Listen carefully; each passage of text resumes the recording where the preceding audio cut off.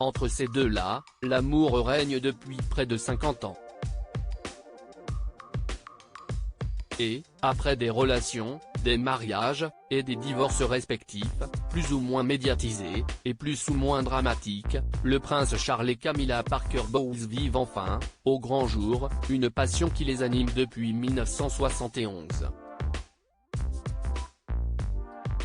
Amour intarissable découlant de passions communes, nature, campagne, balades à cheval, activités sportives british par excellence, comme le cricket ou le polo, mais aussi d'un certain je ne sais quoi émanant de l'anglaise, drôle et spontané, son humour fait mouche et le prince Charles en tomberait de dingue, dès le premier regard.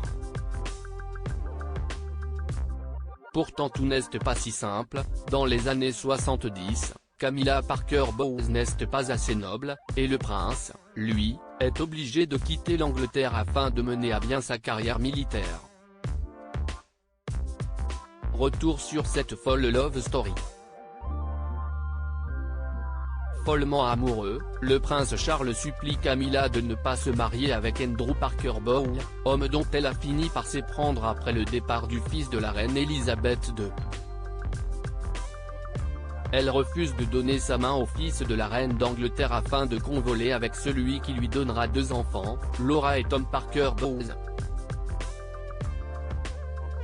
Avant de dire oui pour la première fois en 1973, Camilla décide donc de mettre un terme à ses amours adultères afin de se consacrer pleinement à son mariage. Mais la jeune femme replonge dans les bras du prince 5 ans plus tard, alors que sa fille vient de naître. 2 années passent avant que l'héritier du trône n'effectue, lui aussi, un passage à l'église. Il s'apprête à épouser Diana Spencer, future Lady Di. Le mariage est majestueux mais le prince Charles n'a pas le cœur à la fête. Il se sent forcé de se marier, et, dévasté à l'idée de perdre Camilla, laisse tomber quelques larmes avant de se diriger vers l'autel. Tout vient à point à qui sait attendre. Le prince Charles et Diana Spencer se marient en juillet 1981, et de leur union naîtra William en 1982, puis Harry en 1984. 8 ans plus tard, en 1992 le couple se sépare.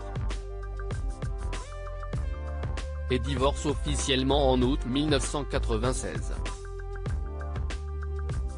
L'occasion rêvée pour le prince Charles et la femme qu'il n'a jamais cessé d'aimer, de se retrouver ? Presque.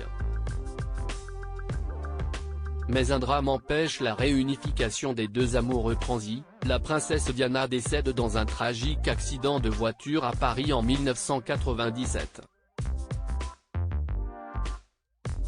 Divorcée depuis janvier 1995, Camilla attend. Elle n'est pas prête à se confronter à l'agitation qui s'est emparée de Buckingham Palace après la mort de la mère du prince William et du prince Harry.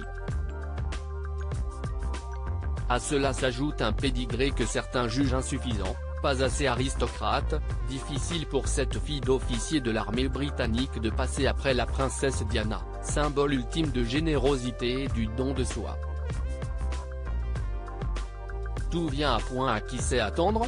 Une apparition de Camilla aux côtés du prince Charles lors d'une cérémonie officielle en présence de la reine en 2000, scellera pour de bon la passion qu'animent les 2 Anglais. Les amants interdits se marieront le 9 avril 2005 à la mairie de Windsor. 34 ans après leur première rencontre, cet été de 1971, lors d'une partie de polo.